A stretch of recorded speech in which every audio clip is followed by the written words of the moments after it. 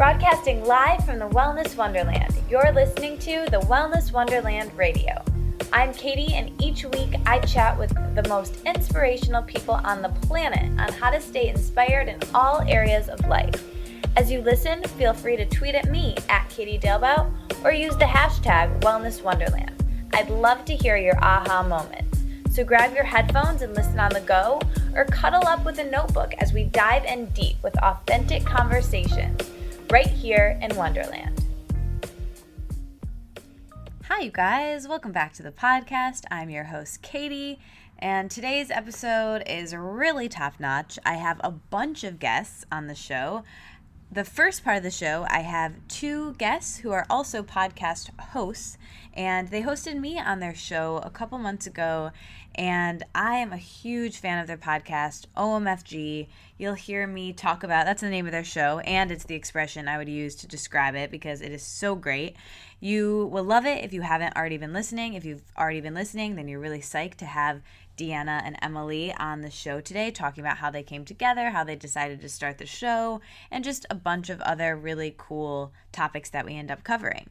They're really top-notch people that I just want to hang out with all the time. So that's the first part of the show. The second part of the show, I have a mini interview talking about stress and how taxing it is on the body, and it's just like the worst thing for us. Stress is worse for us than anything you could eat, anything you could do. It's just the worst. So we get into that in the second part of this interview with Kiersey Basine. So get excited for everything to come. Before we get into that, couple of announcements as usual.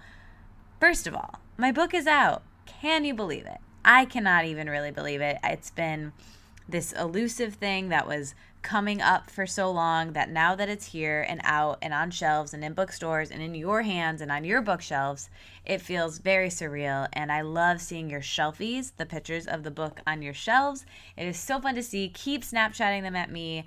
Keep sending them to me. I keep reposting them on Facebook or on Instagram, Facebook too, because they're awesome. So thank you so much for buying the book, supporting me, supporting the podcast, checking it out, buying a book for your friend, for your uncle, for your plumber, for your furniture designer, for your nail person. I don't know. Keep buying books. Just give them away.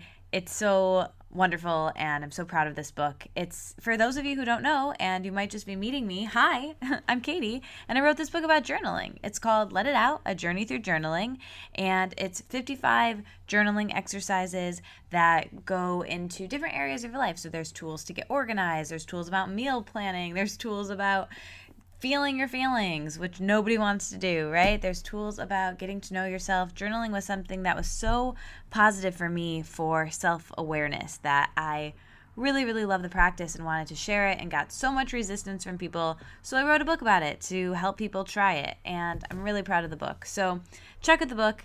That is on my website, on Amazon, in the show notes. Wonderful. It's there. If you do like the book and you bought it, try leaving a review on Amazon, or don't even try, just do it. It's so easy. And yeah, that would be really cool. And join the Facebook crew if you are a listener of the podcast, which you obviously are because you're listening to me right now. That's a really fun place to be. You get to not only talk to me, but you get to talk to other listeners. And it's especially fun for me selfishly because while it's like I'm talking to you right now, you guys can't talk back during a podcast, and I feel very alone. So in the Facebook crew, I find community and friends, and it's really fun. So join the Facebook crew. Also, if you like the podcast, leaving a review on iTunes is oh so helpful. And what's even more helpful, actually, is subscribing on your phone via Stitcher, iTunes, and everywhere else you can listen. So subscribe. Enjoy the show. Subscribe wherever you listen. Leave a review if you want to. That would be very, very cool of you. And I will talk to you guys next week. Oh, and stick around for after the final interview because I'm going to share who's coming up on the show next week.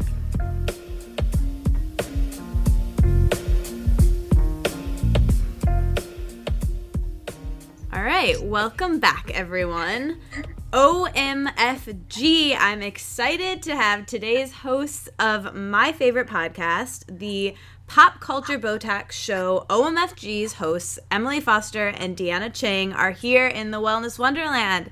Thank you guys so much for hanging out with me. Thank you. Yay. So let's start with what brought you guys to LA. I know, Emily, you're from Detroit, and Deanna, I know you've mentioned that you're from Long Island. Is that right? Correct. So when did you guys move to LA? And then I want to know how you guys met. So many things, but start there. Well, I moved to LA. Let's see, I went to college in Oregon, and after I left school, I went back to Detroit for 1 year. And then I just said, you know what, I want warm weather in my life. I'm really done with living in Michigan. Yeah. And I just put everything in my car and I drove out, and that was that. Yeah, I went to Oswego, upstate New York, where it was frozen solid, and everybody that I was in the theater group with, the theater major, the majority of people moved to LA. So it was just kind of either do New York City or do LA, and I just moved to LA. And yeah. You guys are the coolest. So, go ahead. The other part of my question, I want to know how you guys got into the entertainment industry, and how did you guys know from a young age that was what you wanted to do? Deanna, you studied it. Did you too? Yeah, I probably knew in high school. Towards maybe junior year of high school, I really, caught the acting bug and was like, this is for me, and then kind of learned once I got out here that you need to not just be one thing if you're going to even have any kind of success, which is debatable if I've had that, but it's, you need to write, act, produce, direct, edit, all of it, which I do. Yeah. So were those all skills that you just learned by doing them when you got there, since you didn't know that moving out there, or you didn't learn that in school? Yeah, I think pretty much everything, writing, I did write before then, but just saw that people who were successful that I knew were doing one-woman shows and were, writing for different websites. And yeah, I think that those skills sort of grew as we, had a sketch group and learned how to produce. And then, editing was actually, I have to sit down with Final Cut and learn how to edit. Mm-hmm. That wasn't just acquired. But yeah, I think once you have one skill, a lot of when you say that, a lot of them kind of they feed into each other. Yeah, there's a lot of opportunity to just get involved. It's like if you know how to tell a story, that's going to be told through editing or writing or acting or podcasting. Yeah. Yeah, it's all different things of the same vein, like Mexican food, it's like tacos and burritos, but it's all beans and cheese and corn, Analogy.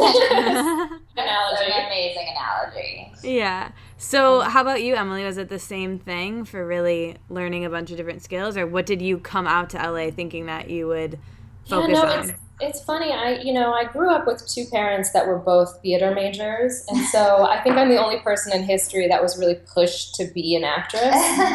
And because of that, I never really wanted to do it.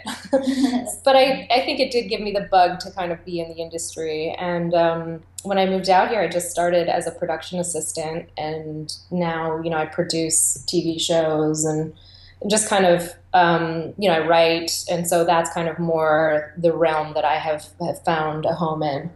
Cool. So I did some internet stalking, like I mentioned, and I saw that you're a voiceover artist, which I think is the coolest thing in the world. And I love listening to audiobooks, and sometimes I have so many on my Audible that I'll just scroll through my library on there, just admiring all the titles that I've listened to. And so I'd love if you could talk to us about being a voiceover artist. How did you get into that? What does that look like day to day? What are some of the favorite books you've read? All of that. Awesome. Yeah. It's really nepotism. My dad, he worked at an ad agency in Detroit forever.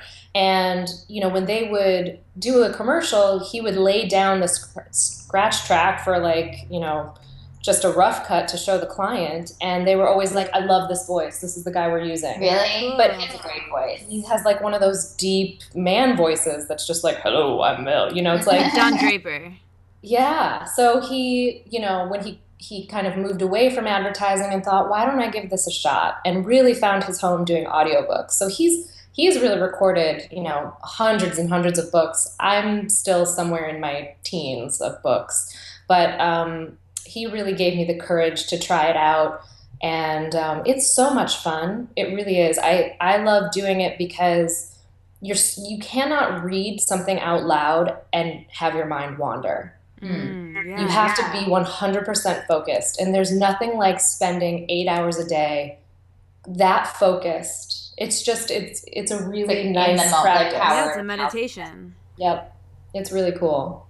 That's so interesting. I think about that a lot, even with this podcast. There's so few things in life, especially nowadays. Like, I sound like an old person, but like with technology and with how even listening to audiobooks, like I listen to audiobooks more than I read because I can do it while I'm driving or while I'm folding laundry or while I'm doing whatever. And there's so few times in life where you can just be completely present with people. And I love doing this podcast because for an hour, like, I have to turn my phone off. Like, I have to be completely here. I can't really do too many things other than be in this conversation, which I love. So it's kind of the same thing when you're reading a book. You really have to be there. Definitely. So what are some of the favorite books that you've read, or any that stick out to you? I've kind of fallen into this young adult genre, and I'm sure you guys can tell my voice is very youthful. I love your voice. I love both of your, like, you guys both, OMFG comforts me so much, but yeah, you have a great voice. Thank you. So a lot of the books I've read, I mean, they aren't books I would naturally pick up myself to enjoy, but I really have been very lucky to read some really good young adult novels. Cool. Are they saucy? Yeah, there's a lot, it's a lot of like supernatural stuff mixed in there. Yeah. Have to do like, vampires and ghosts and, playing all those kinds of characters. That's fun. Yeah, so, there's some good stuff. That's so cool. So when you read a book, do you do it all in one day, or is it like, I guess it probably depends on how long the book is. Depends how long it is, but it'll take up to 3 or 4 days of 8 hours. Yeah. Wow, that's intense. Yeah. Really. Do you ever kind of find yourself, so your mind doesn't trail off, you're in? Wow. Yeah. That's cool. There's so few things in life that happens in.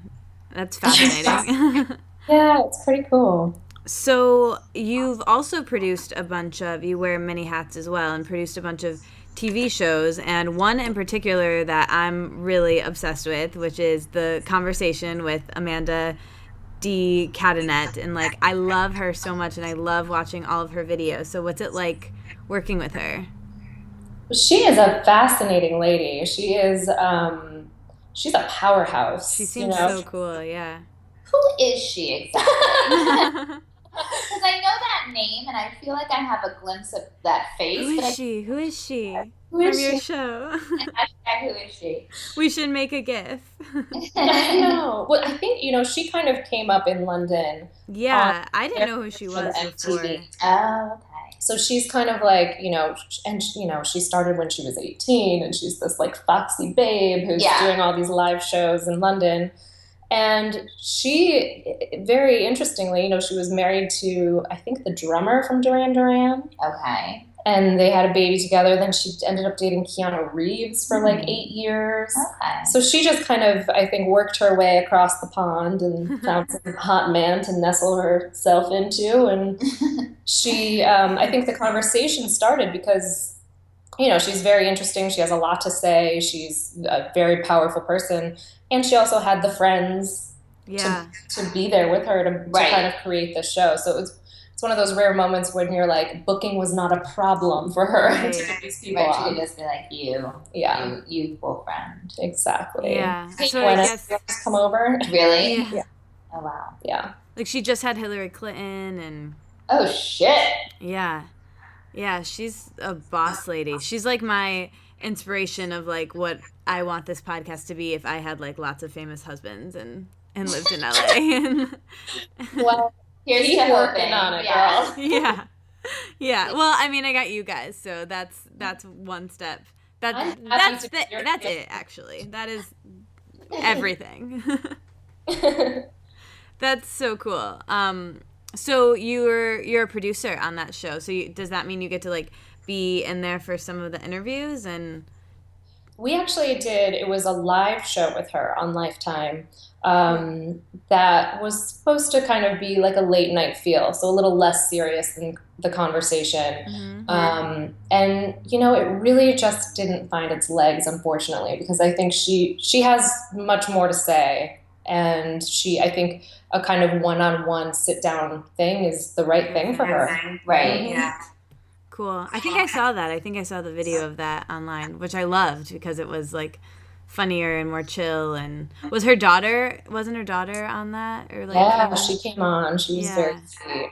Yeah. And we had a live Skype with the Duran Duran guy, who I feel so bad. His first name's John, but I don't remember his last name. Yes, I totally. He was very nice. Yeah. Well, good job. It was amazing. Thanks. So, Emily, staying on you for another second here, you mentioned in our podcast or when I talked to you that you're also into some of these spiritual people, and you guys recently had on your podcast, OMFG, a tarot card reader. So how did you get into... I loved it. I thought it was great. I was just excited for all that's to come for this year for the podcast for you guys. I know. It made me really excited. But how did you get into all of that stuff, and how is it a part of your life now? And then Deanna, I want to know from you, like, is it a part of your life as well, or like have you dabbled in that sort of thing, and what do you think of it? I want all perspectives. Great. Well, and you can speak to this, Katie, like I was actually very lucky growing up in Michigan. I had a very new age mom who at 2 years old took me to get my TM mantra, and I would have to meditate before preschool. And, she very much kind of opened those doors for me, whether I wanted them opened or not. Yeah. She's a Reiki master, so I've been doing Reiki since I was 8. Can we hang out? I should hang out with her. We should have dinner tonight. Love you. When I see her next, I need to teach her how to listen to podcasts, not for my podcast, but for yours. Yeah. But yeah, she's a really cool woman, and she has always kind of just been a very spiritual lady. So I got very lucky in that sense. I haven't had to do a lot of soul searching in my life. But yeah, it's fun. She's got a guru. I went to the guru at 16, it was just amazing. The same one from Eat, Pray, Love, just so we all have a reference. Oh, seriously? Yeah. That's cool. Definitely. But it is funny because I find, a lot of times I think that I look for answers maybe in a less traditional way, like I've always got a psychic I'm talking to, or a tarot person, or getting my charts read. And sometimes I realize, like, you know what, maybe I can just sit in the unknown for a little bit. That might be okay. Yeah, I think it's like a balance, because I think it's all interesting and cool, and I think that, astrology or all of this stuff is like information about yourself that can be fun, but I think if anyone takes it too serious, it can be just as harmful as it could be good for someone. And and I've gone a little bit too far in that direction and had to like hone myself in. And it's all about, it's like what we were talking about, when I came on your show, about the same thing with health and food, and it's really about, it's as dumb as it sounds, like moderation on all of these things is, I guess, really important. Definitely. So, Deanna, what about you? Have you ever been into spiritual stuff? Like, what is your type of relationship with all of the woo-woo? Yeah, I feel like I have a more complicated relationship with the woo-woo. Sometimes, I feel like I had friends in LA who I felt were, like, Emily's relationship doesn't bother me. I'm like, okay, I can get with some of that. But I think I've had friends who've gone so hard in one direction that it's turned me off, Yeah.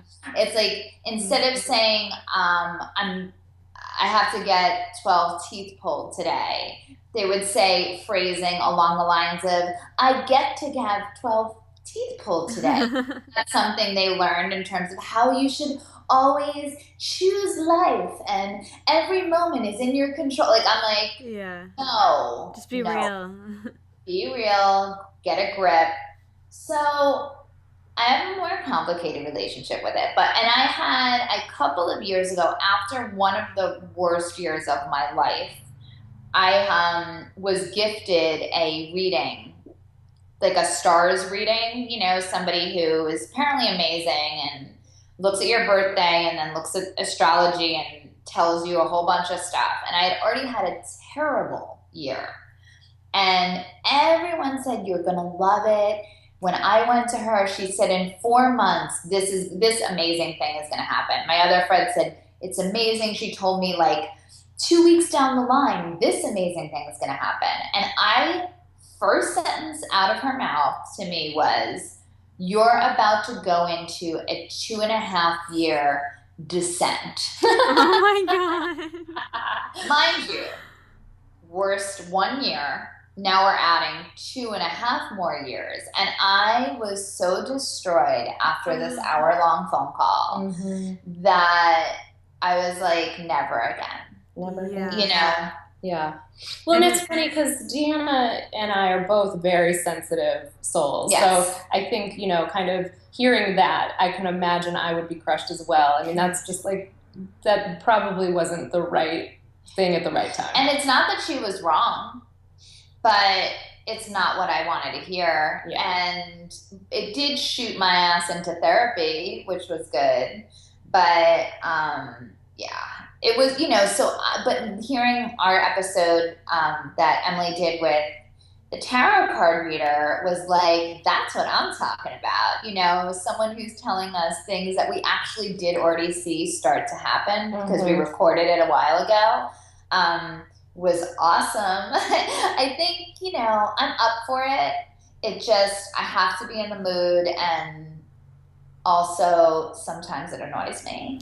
Well, I mean, I feel like as the practitioner or the whatever this person was, or just in general with these sorts of people, I think you have to kind of keep people safe, because I believe in, like, the self-fulfilling, if someone tells you it's going to be a terrible year, couple of years, or you're going to do whatever, I feel like it's not cautionary. It just might make you scared, and it might make you, stuck. And if I were them, I would feel like I needed to edit that, or I needed to, like, not spin it, and I guess maybe that defeats the purpose of, like, being real and honest with whatever they're sensing and using their intuition, but maybe only telling them the good parts, or that it's going to get bad but it's going to get better, and focus on the better. I don't know. Yeah.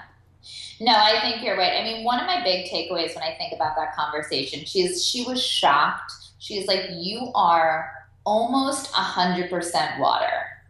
Like, you're water. And she said there's something from who's what star or whatever running through that's very strong and that saves you.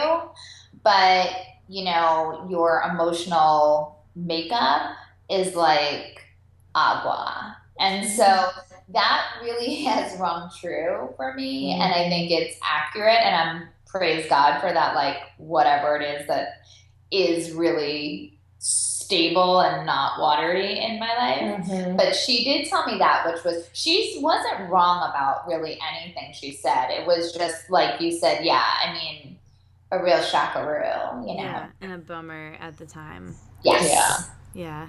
Oh, man. So I want to talk a little bit more about writing, and I guess for both of you, but Deanna specifically, I was doing some internet stalking, and you've been an actor and a writer on so many shows, and it's super cool, and you're one of the funniest people that I know. I feel like I know you well. And I want to know, like, when did that start for you? I know you mentioned this earlier, that you kind of knew you wanted to go this direction in high school, but have you always been really funny in your family, or like, and then as a writer, do you jot down ideas like in your phone, or what is kind of your process with, your work? Yeah, I mean, I think like in third grade, my teacher, Mrs. Sasso, was the first person who thought I was funny. And, an outsider, not someone from my family, not my parents, And that sort of I remember distinctly being like, oh, okay. But, I don't know. I come from very funny parents, very funny parents. So comedy was definitely a way of life in my family. I have a very funny, I have two sisters, both are hysterical. So, I mean, that's kind of that. And then in terms of writing, yeah, sometimes I feel very writing is for me something where it's not like, oh, I feel compelled to sit down and really get out all these thoughts. It's more of like I have to really make time for it, be very, some things like short little things like a Funny or Die video, that comes out really quickly. It's like I have an idea, boom, bam, done. But if it's something longer, like a longer form script or short story, that usually takes a little bit more longer, and it's something I have to actually sit down and clear my plate off and really focus. Yeah, it doesn't come natural.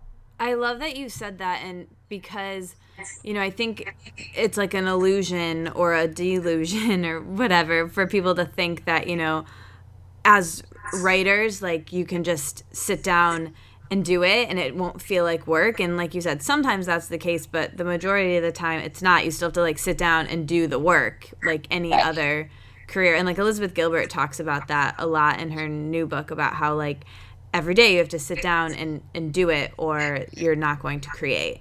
And I think it's really important for people to like talk about that side of things too, Yeah, Emily's working on a piece right now, and you were saying you're turning your phone off, your messages, everything on your computer, just so when you wake up and you've carved this time out to write, you're actually doing it, right? Right. I mean, it's a constant battle when it's you and a page. It's like you have to really just be able to turn your mind off, which is almost impossible, as we were talking about. It's like so hard to clear that, not only the time but the space in your own mind to make it happen. And I think, do you watch The Bachelor, Katie? No.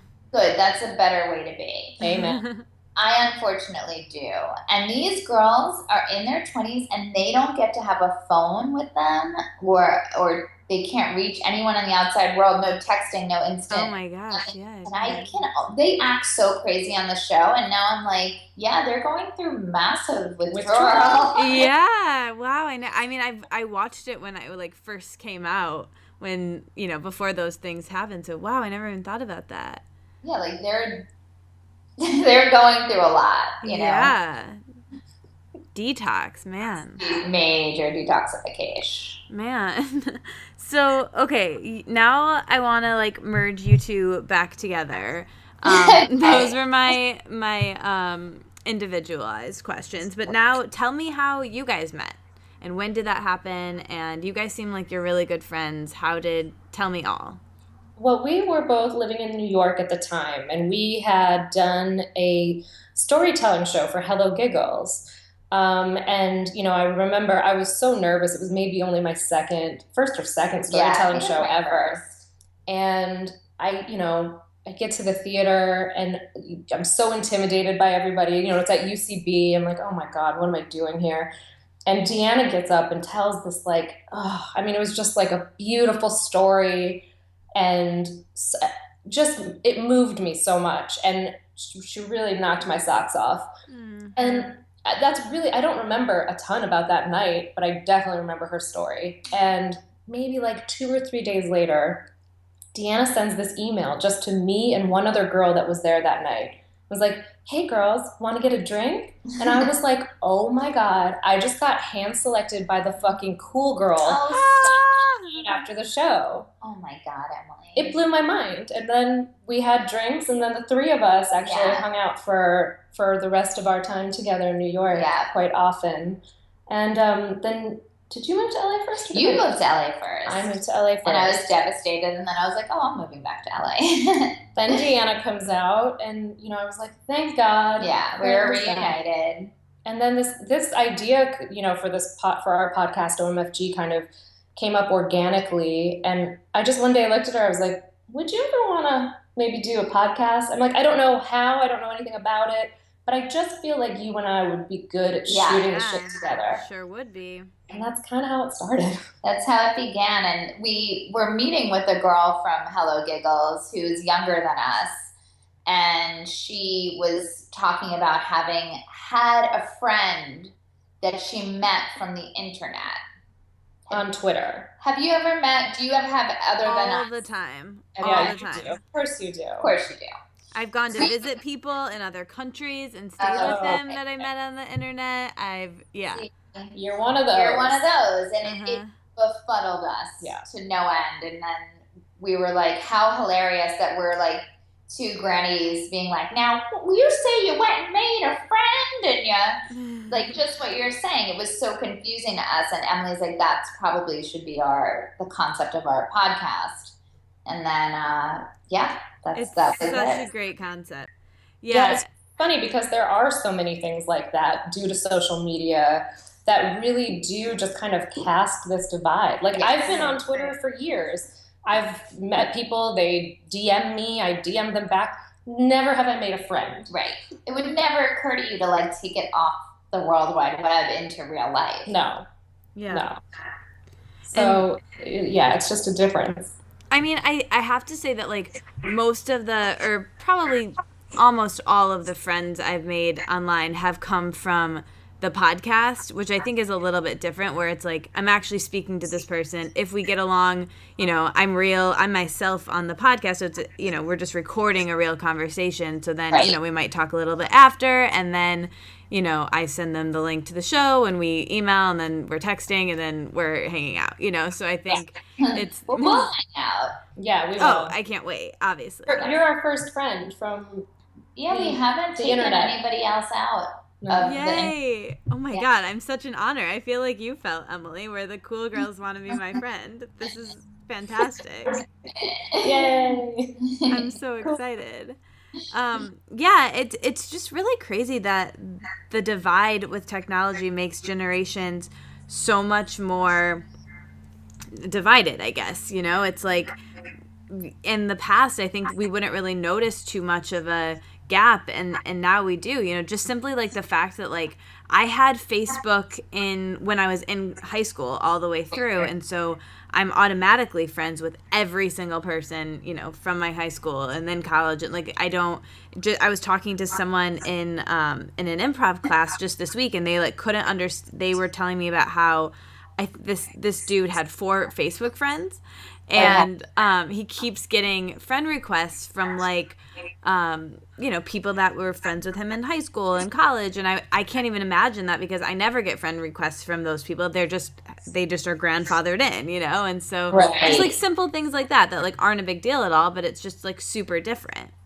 That's one thing that I feel bad for your generation about, is that for me specifically, I had such a blossoming from high school to college. I really became, you know, I really came into myself. I went from kind of like just geeky, and geeky is not even the right word, but just not a sexual being, you know, not somebody who I didn't think of myself as someone who could have a boyfriend in high school. And then that changed like the second I left and went to college, and I really needed that time away from everybody I knew to have a sort of metamorphosis. And I think it's really hard when you're online and you don't get to kind of take a step away and change. Yeah. Everyone's seeing everything, you know? Yeah, it's crazy because you mentioned that, I think, in one of your podcasts, and that really like hit me, because it's so true. Like, I think even like our reunions or seeing people at Christmas time, it's like not a big deal because we see people all the time and we kind of are checked in on what's going on in people's lives all the time. And not, it's not like there's so much of it. There's so much on there and so many people that you're not super tapped in on everything that's going on in everyone's lives. But like if someone were to like, become vice president or like do something really notable, like I would see it in my feed. And and it's just it's fascinating to think about that. And it definitely takes away that I was always like that. I had that illusion of like I'd go away for the summer and no one would see me, and I would come back this like swan that was the ugly duckling before. And you could like Totally. you said, you can't really do that in life anymore. People are watching all the time, and that's the crazy thing too. It's like we change so quickly in our 20s. Like I feel like it's the second adolescence that's even more intense that nobody really tells you about. And like I've changed more in the last like 2 years than I feel like was even possible, but people are watching me do that, and it's all documented online. And like, do you guys have that app Time Hop? Yes. And like you can see, like I can visually see like how crazy I was 2-3 years ago and even last year, and I like cringe looking at it, but it's all online. And I guess I have that heightened because I'm on like emoting online and my like writing and work all the time. But yeah, I don't know, it's crazy. Well, I just did something which I would suggest you guys do. I had a friend who said, she's all about what are you putting out there? Like you're your own PR person, and you have to just, what's your brand, Mm-hmm. And I went back, she's like, go through your Instagram account and clean up all those old posts that no longer you wouldn't put up today. Really? And I did it this morning. Really? She told me that like a year ago, and I was like, whatever. And then I went through this morning, and there's still work to be done. But when Instagram first came out, I would take a lot of nonsense pictures. Yeah, because you just wanted to put something up. I just wanted to put something up. Like I had a lot of food pictures out there. I just had a lot of nonsense. And so I just cleaned up my brand this morning, guys. I really did. I just cleaned it up. That sounds actually refreshing. I don't even know what I have on there. You'll see. If you go all the way down to the bottom, you're going to see garbage. Oh, you don't have much. Oh, I do. Oh, sorry. I maybe got my phone out just to see how bad this is.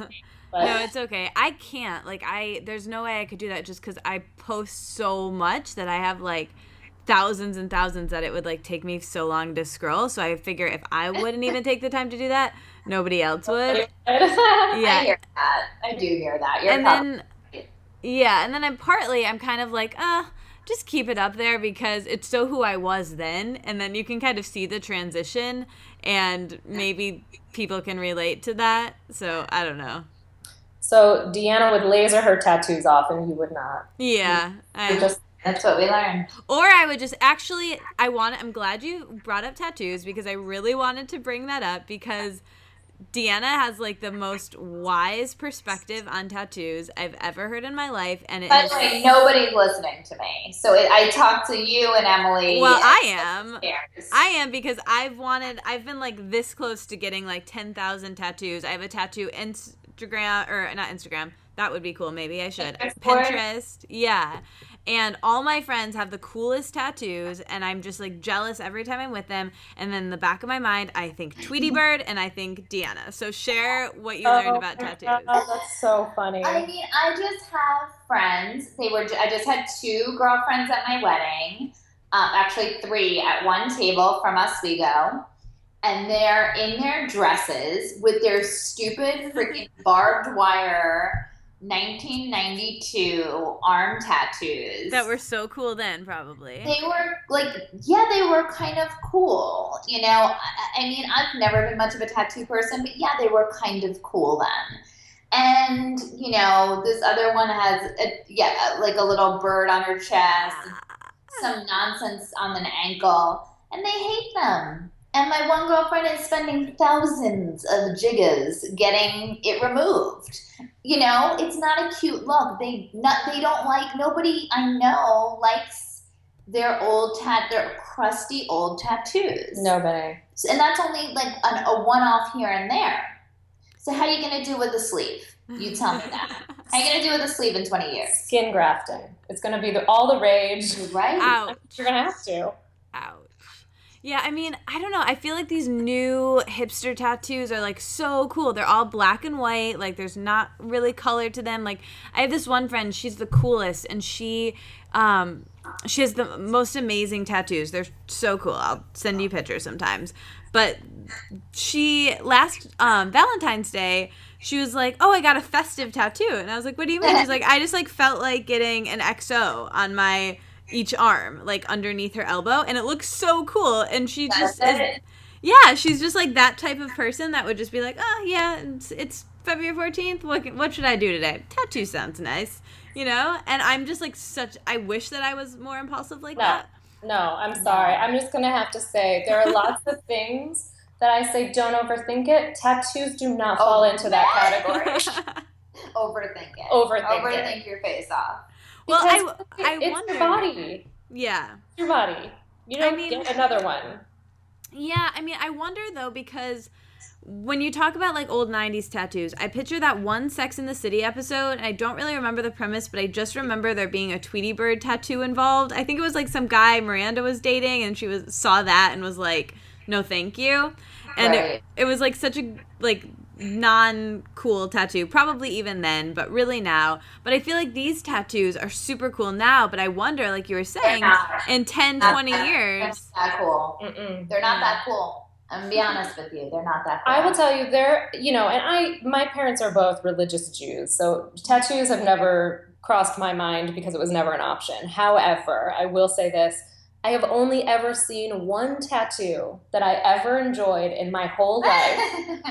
And I'm, my husband is covered. It is not his. What does it look like? Now it is my friend Matt from college has on his back a little face that has a thought bubble thinking of a dinosaur on roller skates. Now, the only reason why I love that tattoo is because it brings me joy every time I see it. It makes me laugh so hard because it's absurd and it's amazing. That is the only tattoo I've ever seen that I wouldn't say go get that lasered off your body immediately. Right. I think that's, by the way, can we get tagged in Matt's tattoo? Yeah, I'm gonna need to see that. I feel like there's a hot look. Like, I'm not saying I don't see a guy with a sleeve and not think some of them look hot. I do. You know? And I see, chicks who are like chefs and they have spiky hair and like an arm and a sleeve. And I'm like, all right, that feels on brand. Mm-hmm. But then I see girls that look like you with a sleeve. And I'm like, no, that's not real. That's a moment. That's a trend. And it's not going to feel great in 6 years. Yeah. It's going to feel like, why did I do this permanent trend? Because everything's a trend. There is nothing that I loved at 18 that I would love right now, except for... And not even 25. And not, like, it's the shelf life on these things we think is going to be a long time. It's just not. It's like, there's a purse, I mean, I don't know, I had bangs 2 years ago. It's like things just evolve. They evolve and change. And you can't change a permanent tattoo very easily. And with hair, like, this is what I'm thinking. Whenever I have the impulse to get a really cool tattoo, I just need to, like, dye my hair or something. There you go. There it is. There it is. I support that 100%. Pink hair can change, tattoos cannot. Well, correct. Without a lot of money. You go walk down the street, hop into any salon you want. I will never say, don't do it. Go for it. Have fun. Live. Yeah. That'll be fun. That'd be so much fun. All right. Well, words of wisdom from my favorite. I already feel like people are rolling their eyes at us because it's crusty grandma advice, but like whatever. No, it's good. You've saved me many a cheesy tattoo, and in 20 years, when I should be paying you actually. In 20 years, when I'm not getting laser, I'll just send the money straight to you. Thank you. This is so good. So something else that you guys have helped me out a lot with, even without knowing it, and as you know, since you know a bit about my story, on this show we talk a lot about body image, and I like to discuss that a little bit with everyone because I think as women, unfortunately, most of us struggle with that and silently struggle with that. So you guys shared a little bit about your stories with this stuff when I came on your podcast, but mostly the focus was on me. So I want to turn the tables on you guys a little bit and ask you a little bit about your relationships to your bodies and struggling with body image and dieting, and how, especially living in LA and being in the industry that you're in, I'd love to know, how that's changed and evolved. And, I've heard so many times that, when you reach your 30s, it gets better and it all kind of dissolves. And was that the case for you guys? And how has it grown and changed, and where are you with it now? I'm going to let you start this off. Yeah, no, we're perfect beings now. We love everything about ourselves. And we're done. Thanks for listening, everyone. No, I will say, I mean, yes, that is true that when you kind of get into your 30s, I care so much less about so many things. I will get up at 6 a.m, throw on clothes, and I get to my exercise class and I go, oh my God, I didn't brush my hair. My eyes look like those googly goldfish eyes, and I don't care. You know what I mean? I do that now, but... Well, you don't have those googly goldfish eyes until you're older, so don't worry. But I was like, like a younger me would have been horrified. And now I'm just like praising myself for having gotten to class, period. Right. There's nothing more important than just praising yourself and taking care of things. So I think the negative self-talk becomes less, but I think it's also, you always have to battle that voice in your mind, I agree with that. I feel like right this second, I have not been working out, and that right now the conversation that I have with myself is like, you need to start working out. I've been in the place where I've been really great about it, and I honestly feel like now that I'm in a really great relationship and married, I don't feel like I have to try as hard. So I just think that now I have sort of let a little bit of that go because I haven't been looking for a man, quite frankly.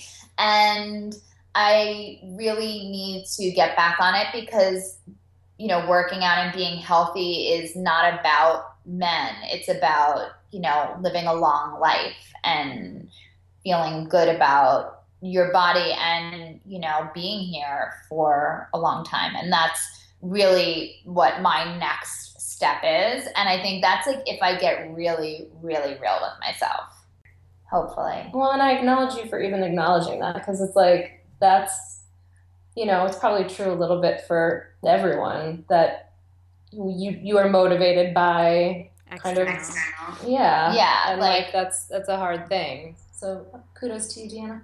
Thank you. It's not, I don't feel great about that, but it is really, there's probably other things mixed in, but at the core of it, that's why I was like so on it before, and like I'm not on it now. Right.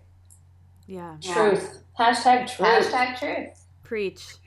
And I think too, we go in different phases with things, like different phases in our lives where we're really into taking care of ourselves or taking care of ourselves in different ways. Sometimes it's really with the body and with exercise and eating, and then sometimes it's really with, relationships or work, and I think, balance is kind of a myth, and sometimes, one bucket will be more full than the other, and eventually it'll all get figured out, but it's rare that it's all happening at once.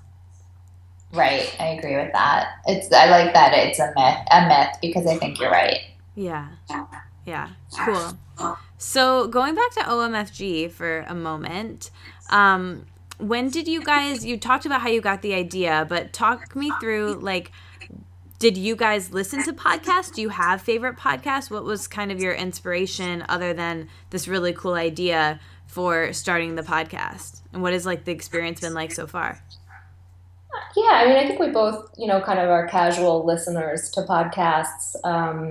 But it's been really fun to kind of, as a TV producer, personally, it's like it's fun to figure out how to develop a show and to host is really strange. You know, like it actually has given me a lot of respect for people who host live television shows, which is no easy job. No, I don't. I wouldn't believe it was. Yeah, no, it looks hard. That looks really hard, you know. Yeah, but you know that it's been a journey. I think we've evolved a lot since our start, and we really, I think we're really happy with where we are right now. I feel that way too. Yeah, I think we had to learn we were friends, but then when you go into essentially business together, it's a different beast, and figure out how to work together and how to, communicate. And really the biggest thing, and for the podcast, like I was a huge Mark Maron, Adam Carolla gal. Mm-hmm.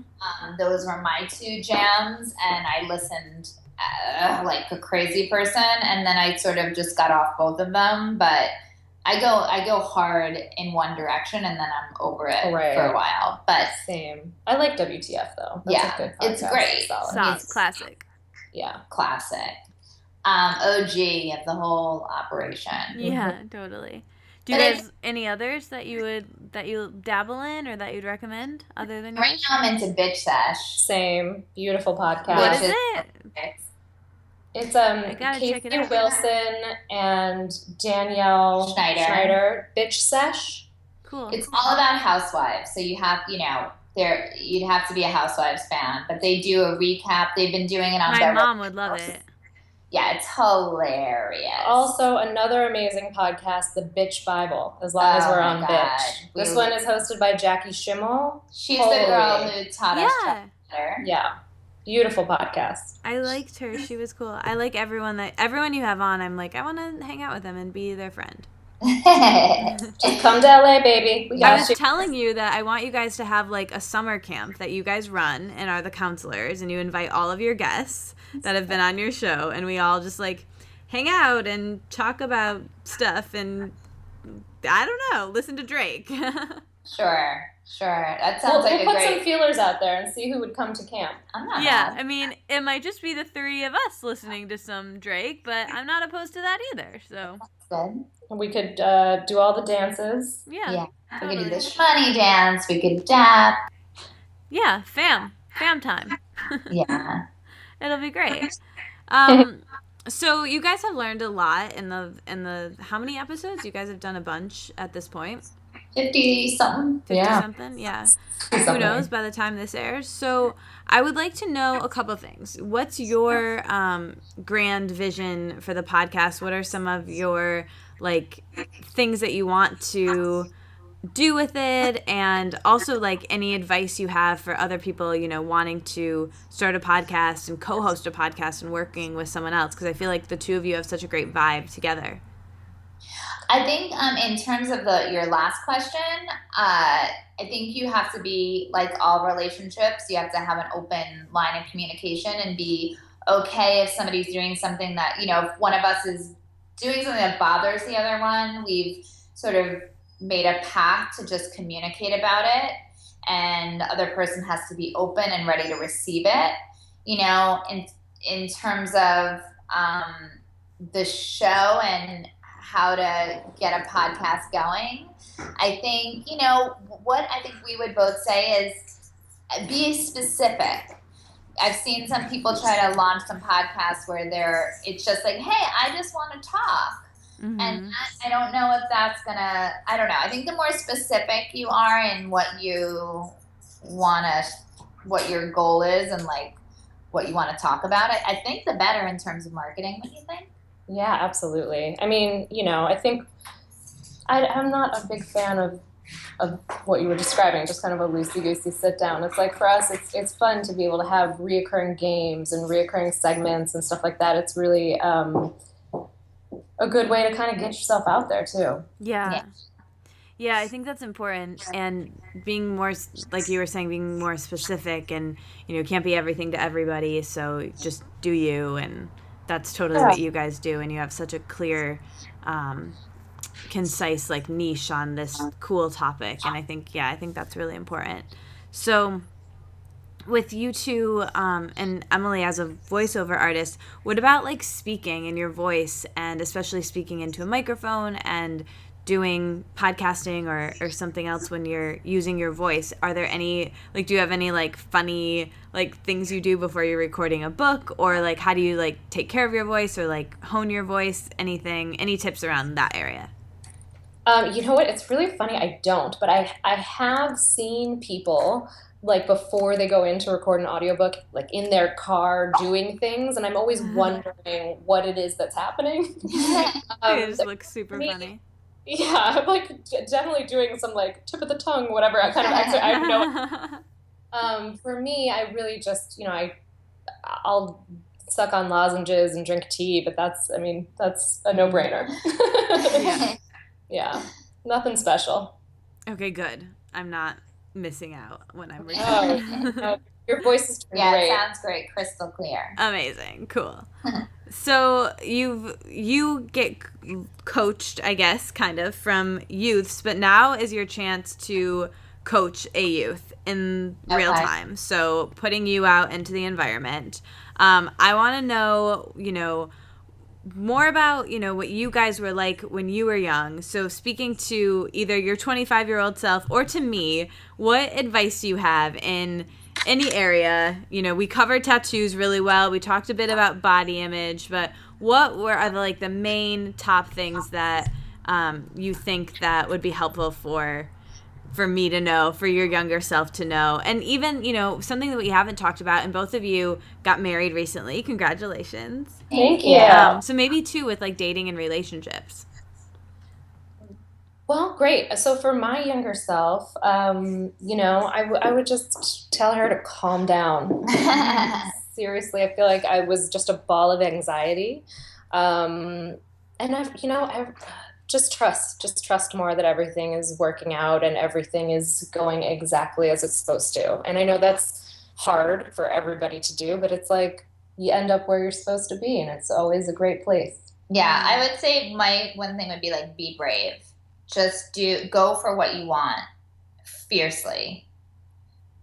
That would be my advice. And then I'm sorry, what was that second question? Oh, let's talk about dating and like dating in your 20s and some stuff that you guys learned then. I will stay with that too. Be brave and go for what you want. I would need that advice in my 20s. I think mine stays the same too. Calm the fuck down.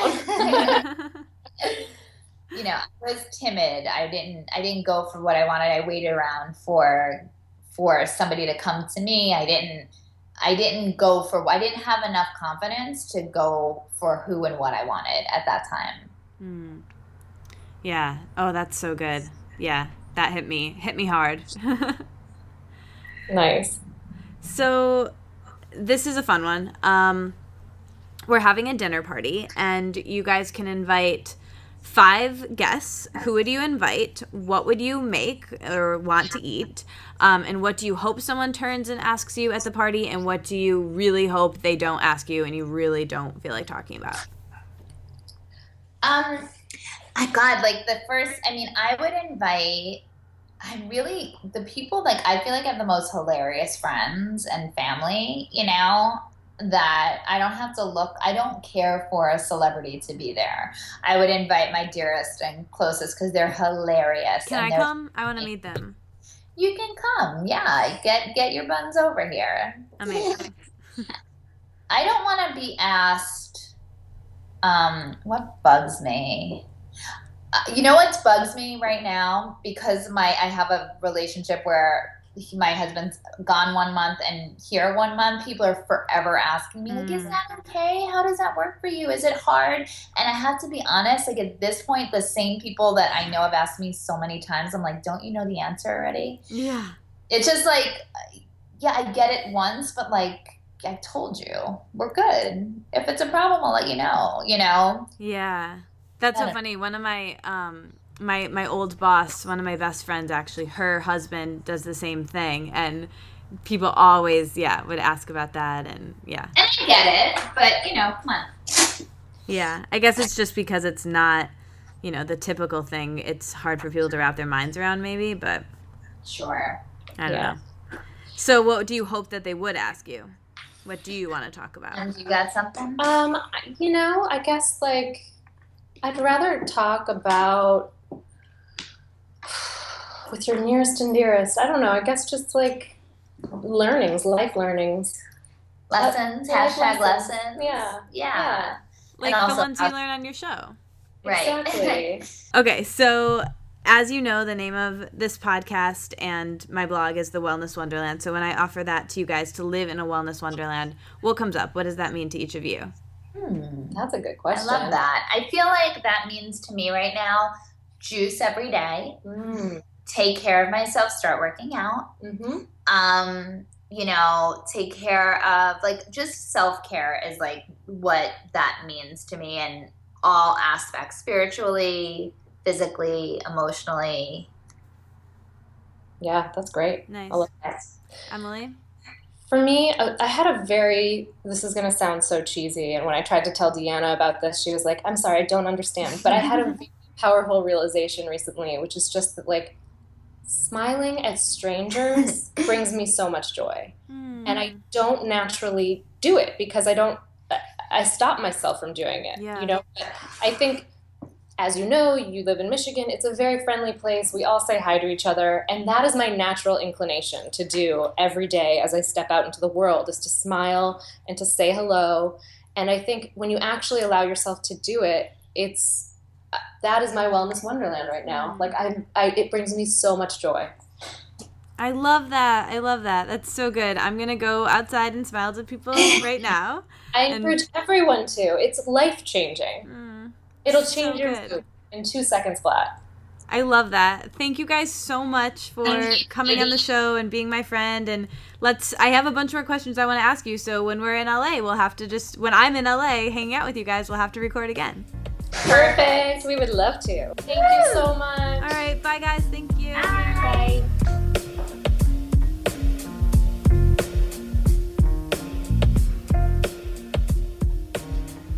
I'm so excited that Kiersey Bassine is here to talk about some really awesome things that she's up to. I just got to talking to her when we met on Skype a couple of minutes ago, and I already know that we're going to be friends. She's in New York City, and I'm here at my home in Detroit, and we are just about to jam for a little bit. So tell us exactly what you do and how you got to where you are.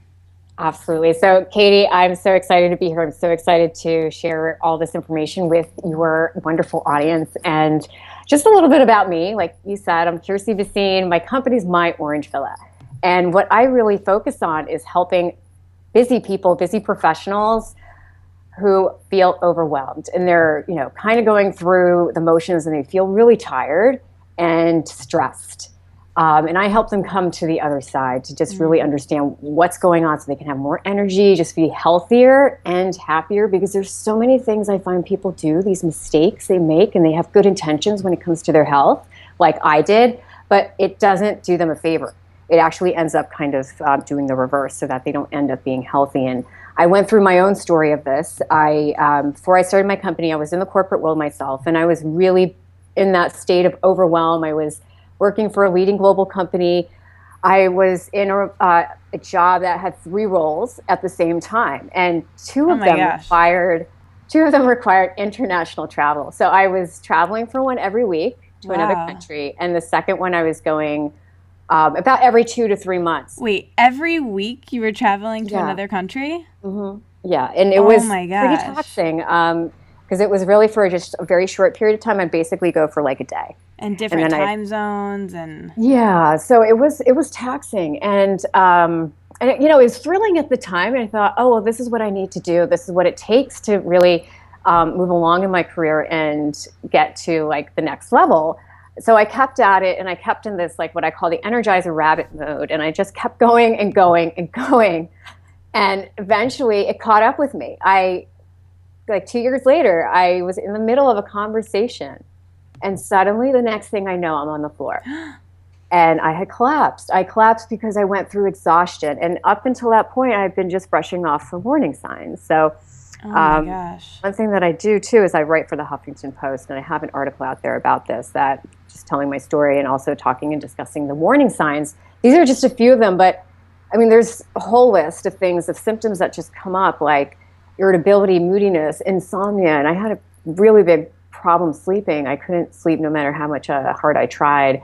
I felt groggy. I, had digestive issues. Like my skin was acting out too. I'd get like breakouts, and it was just, I felt like I was like health-wise a little bit of a mess, but not so much that it would have taken me to the hospital. You see what I mean? It was sort of like just having a low-grade fever. You just kind of push through it. At least I pushed through it, until it really, to that point when I just ended up collapsing from exhaustion. And then from that day on, I decided, okay, I have to change my life. This is really not working for me, obviously. So what I did then was I went back to school, and then I started my company to help people exactly in this type of position where they don't have to go through that. I don't know. I like to think of it as like you're just in this gray zone. You're not really like happy. A hamster wheel. Yeah, and you're just drained. I mean, that's how I felt. Every day I got home, I just lie on the couch. I was tired. And it just doesn't have to be this way. I mean, I know from the clients that I have that they make it through to the other side as well. They just end up feeling like, wow, it's just a matter of some tweaks sometimes. They are generally healthy, taking care of themselves. Like I thought chicken salads were the thing. I mean, I ate that regularly, and I would go to the gym 2 to 3 times a week. I was healthy by all means, right? A doctor would look at me and say, no, you're fine.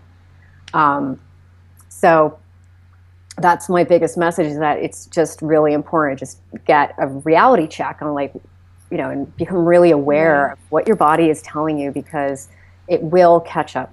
It will definitely catch up with you. So bring us up a little bit more back to that moment where you collapsed on the floor. What happened next? Did you stay working your job? Tell us about kind of what you do now, and how did that transition go? Oh, yeah, absolutely. So that day I woke up, I was completely startled and really, really scared. I was extremely scared because I thought, what if, luckily I was just in a level place, like it was an even floor, right? What if I'd been going down the steps? What if I'd been driving, right? And suddenly I would have lost consciousness, then I probably wouldn't be alive. So that really, really scared me. So the rest of the day I just relaxed, and I stayed in bed. I was so tired. I mean, after that collapse, I felt even worse. I'm sure, yeah. So I gradually started, asking questions, just trying to figure it out for myself. And like I said, I went back to school, and then eventually realized, this is a bigger issue than I ever thought. Like, it's not just me, obviously. I know a lot more people don't ever necessarily get to the extreme that I got to, but they're going through that. I could see it in my colleagues, and I know it from the companies and people that I work with now. So I was really passionate about bringing this message out. And like I mentioned, I shared my story on the Huffington Post. It was my first article, and that actually, at the time it was published, went viral. This really did resonate with people. A lot of people do go through something like this, and I just think it's important. I mean, like I mentioned, I work with different types of companies. So I've worked even with places like Equinox, where it's about understanding, even for their trainers, like sometimes they push too hard, right? So they really need to understand what it means to find some balance.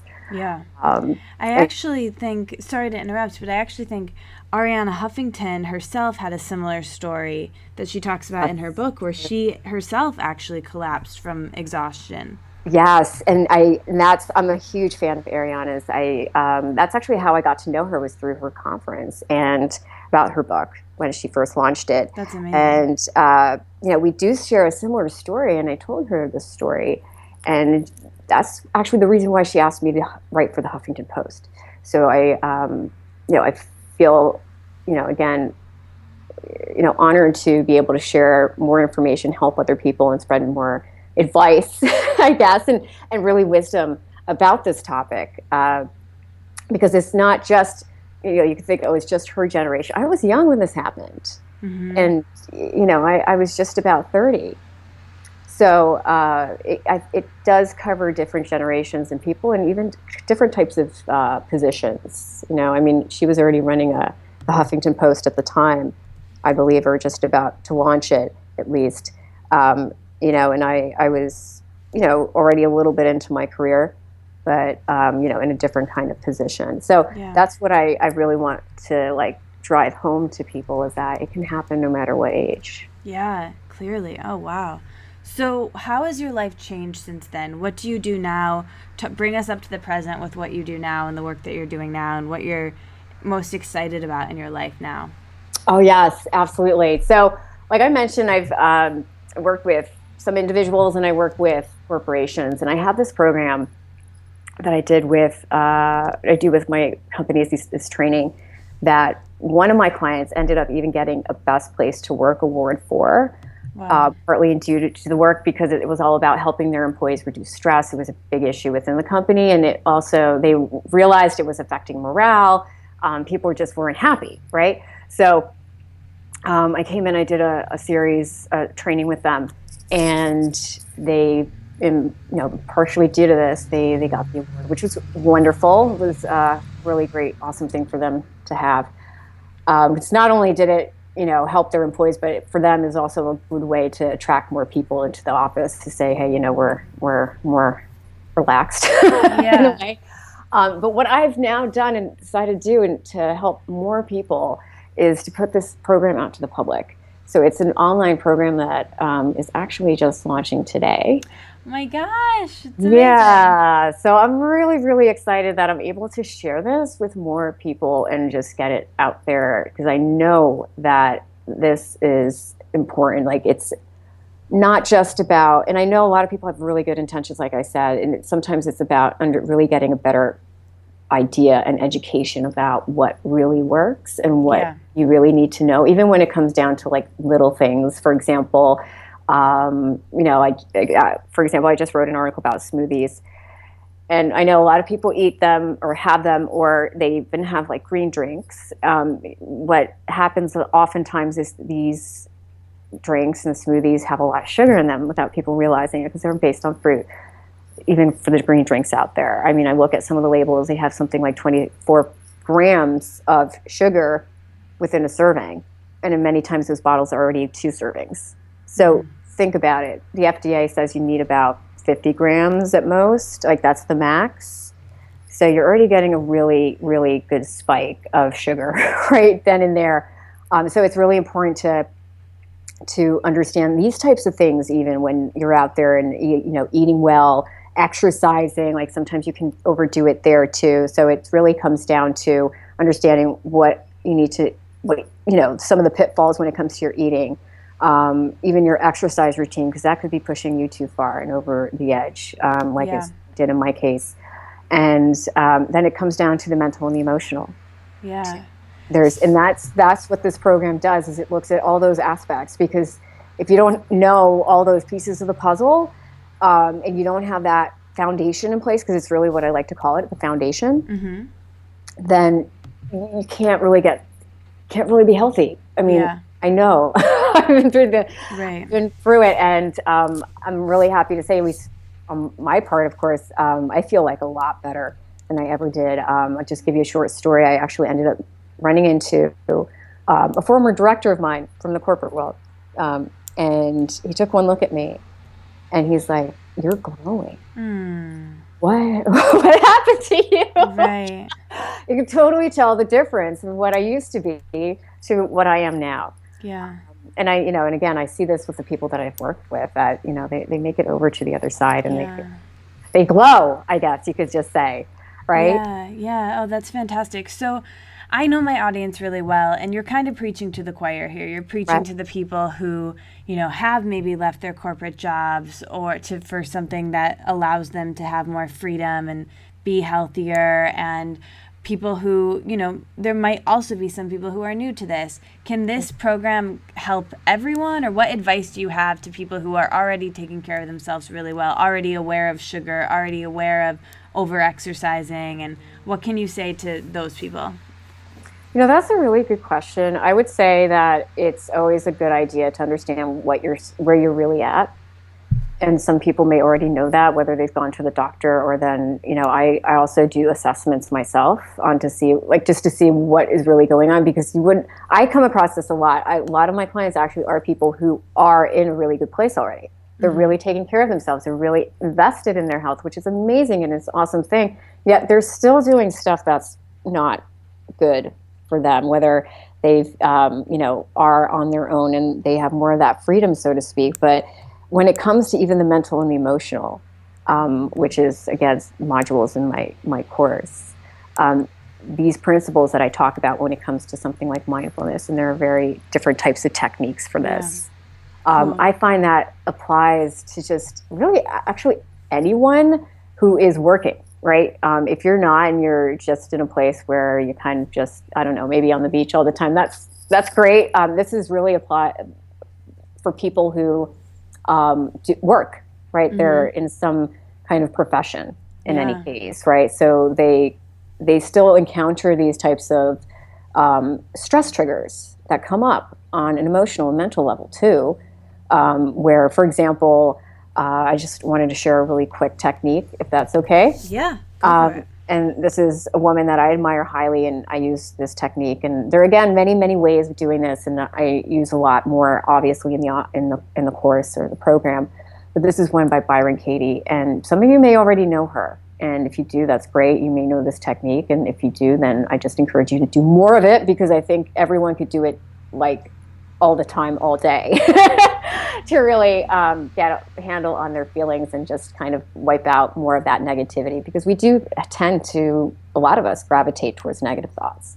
So her technique is called the work, and it's really just to take away all those negative thoughts, or the negative thoughts that keep popping up, and particularly around people, and it could be about situations as well.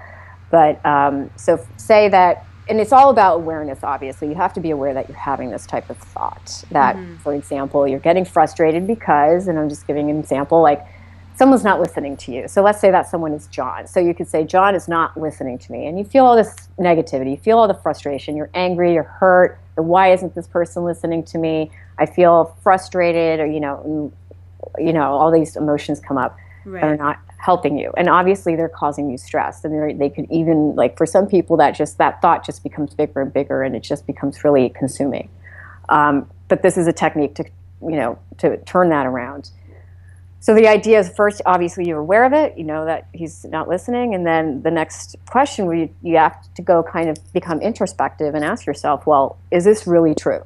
Is he not listening to me all the time? And I'd say 100% of the case of time, it's going to be, the answer is no. Like, he doesn't always listen to me. That's not true, right? So the next question then, I'm just kind of making an abridged version of this. There's more to it, but this is a good start, because I don't want to get too deep into it. It could take longer, usually takes longer. But in any case, so the next step would be to ask to reverse that belief. So you think that John doesn't listen to you. So one way of doing it is to reverse it. So think of it as the opposite. John does listen to me, right? And then think of 3 situations where that is true. Does that make sense? So you're really you're reprogramming your brain to think otherwise. Yeah. Right? So you don't have to think, oh, well, he never listens, or, this type of thinking that doesn't really serve you at all, and it just makes you feel worse. So then you think of, oh, there are times when he actually listens. Yeah. And that's, that kind of lifts the weight and makes you start feeling better. And then, of course, there's more to this exercise, but that's a really good way to start, kind of unraveling these thoughts that come up. And in a way, I also think it's a great way to cultivate compassion towards the other person. Because you realize, maybe, he's not perfect. Right. I'm perfect. He's, and I truly believe people do their best. They think they're doing their best in that. Everybody's trying to do their best. Exactly. So, just coming back to that realization too at the same time helps. And, these are techniques that help obviously for anyone, right? Like I said, it's easier maybe for someone, like I said, this program is more for the professional, someone who's working on their career, their business, whatever. But I know these types of thoughts come up day in and day out. Right, for anyone. And especially I find when you're interacting more with people in your position and in what you do, in your work, it's constant. Like if it's a person, or maybe it's you're battling it out with your computer or a software program or something like that, it just, the list goes on. So that's something I wanted to share with the audience. Thank you so much for sharing that. I love Byron Katie's work, so that was great. Well, tell people where they can find you and how they can connect with you. And thank you so much for coming on the show. Thank you so much. It's been an honor. And like I said, I love sharing this message, and I feel so passionately about this. There are a few things that I have in mind for the audience. I want to offer a smoothie recipe. I have this wonderful recipe that's just awesome. I love it. I give it to all my clients. That I have out, and that's free. So How you do can they get find that? It's on my website. So you can go to My Orange Villa, which We'll is have the link in the show notes so they can just click right on it. Okay, awesome. So for those listening now, you can go right away if you want and just see it, like myorangevilla.com/smoothie. So then Cool. you can just get the smoothie recipe there. And then for those of people who are interested in the program that I've been talking about, you want more information, there's it's also on my site. You'll see it under myorangevilla.com/reset. Again, those links will both be in the show notes. You can just click right through there too. Right. And I have a special offer for those who really, really need the help and just want to move forward and say, yes, this is me. I have a special offer, like a discount for this group. Yay. And how do they get that? So when they go and they, at checkout, when they go forward with the program, they can use a code to get 30% off. So that code is RESET30, and reset is with a capital R. Cool. So I just want to leave off with this advice that stress is oftentimes the cause of the problems that we get when it comes to health. When you even think of more serious illnesses that come down the line, like Alzheimer's, which starts to manifest in your 30s, by the way. Oh my gosh. Yeah.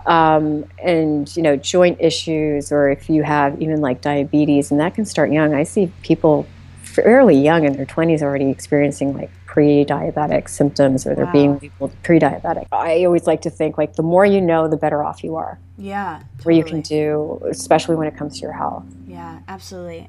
So thank you so much for coming on the show. It was such a pleasure to talk to you, and thanks everyone for listening, and check out all of her stuff. It seems amazing, and you seem like such a great, awesome, kind person. So I'm really glad that we connected. Well, thank you, Katie. It was such a pleasure. I love this, and thanks so much. And, I just want to wish the best of luck to everyone with their health, with their life, and everything that they're doing. So it's such an honor to be here, and I hope to see some of you on the other side.